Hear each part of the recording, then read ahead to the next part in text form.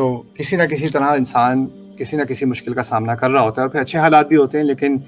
ہم سب کو پتہ ہے کہ لائف جو ہے وہ صرف مسلسل اچھے حالات کی ہو نہیں سکتی، نہ کبھی ہوئی ہے نہ کبھی ہو سکتی ہے۔ ہمیں امید ہوتی ہے، اچھے لمحات بھی آتے ہیں، برے بھی آتے ہیں، پھر اچھی بھی آتے ہیں، پھر برے بھی آتے ہیں، اور کبھی کبھی اچھائی برائی کے ساتھ بھی آتی ہے،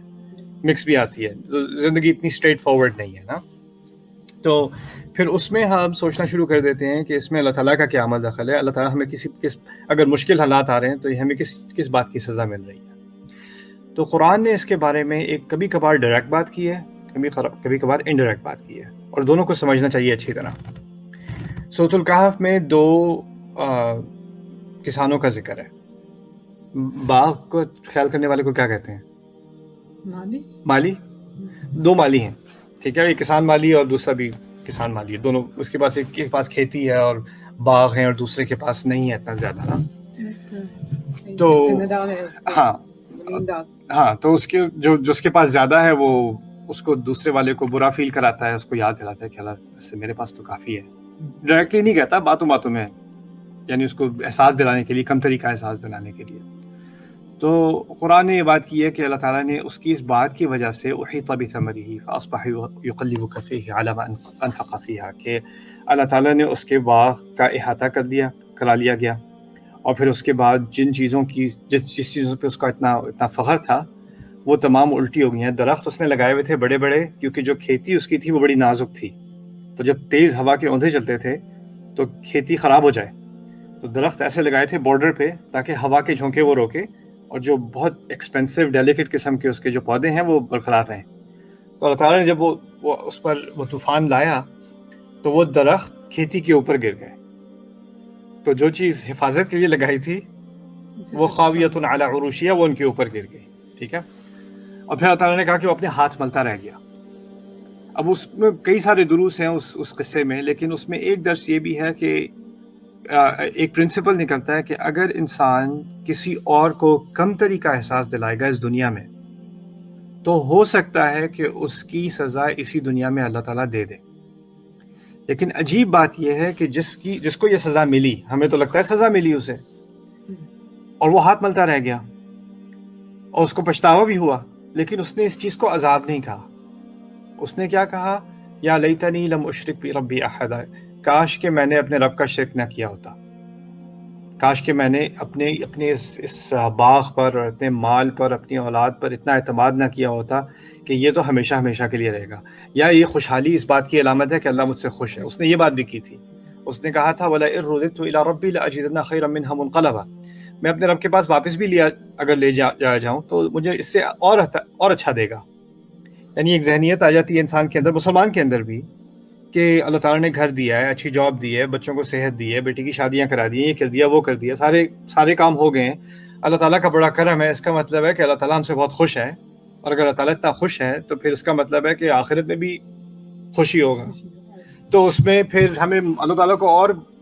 کسی طریقے سے مزید خوش کرنے کی کیا ضرورت ہے، نمازوں کی کیا ضرورت ہے، اللہ تعالیٰ ویسے ہم سے بہت خوش ہے۔ جب ہم پہلے لانگ آئیلینڈ میں رہتے تھے تو ایک بندہ تھا پاکستان سے، اس کی امیگریشن ہوئی تھی، وہ وہاں پر اس نے آئس کریم ٹرک چلانا شروع کیا تھا لانگ آئیلینڈ میں نا، مسجد پہ آتا تھا وہ آئس کریم بیچنے، تو اس سے گپ شپ ہوتی تھی میری، کہتا جی میں کافی ماشاءاللہ ٹرک تو میرا نہیں ہے، وہ مالک کا ہے، لیکن یو کے کیش میں ہے نا، تو میں کافی اپنے پاس رکھ لیتا ہوں، اس کو میں آدھے سے بھی کم اس کو میں دیتا ہوں،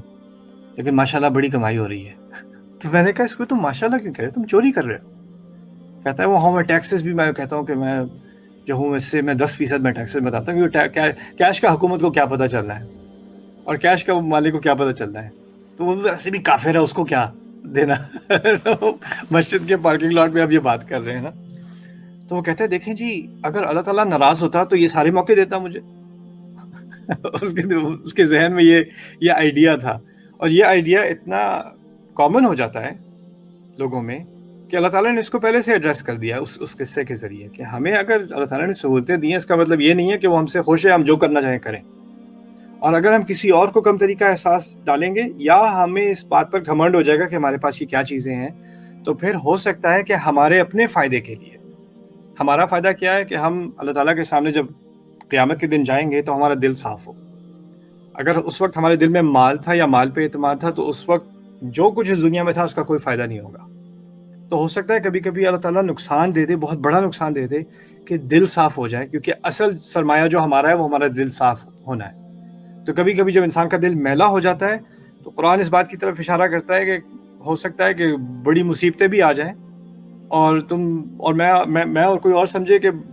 کس چیز کا عذاب مل رہا ہے، لیکن ہو سکتا ہے کہ اس کے ذریعے سے ایک پاکیزگی ہو رہی ہے، ایک گند آ گیا تھا دل کے اوپر، تو ہم اس گندے، اگر وہ مصیبتیں نہیں دیکھنی یا اس طریقے سے دل صاف نہیں کرانا تو ویسے ہی دل کو صاف رکھنا چاہیے، رائٹ۔ پھر دوسرا، مصیبتوں کے بارے میں قرآن نے ایک عجیب اشارہ کیا ہے کہ جو لوگ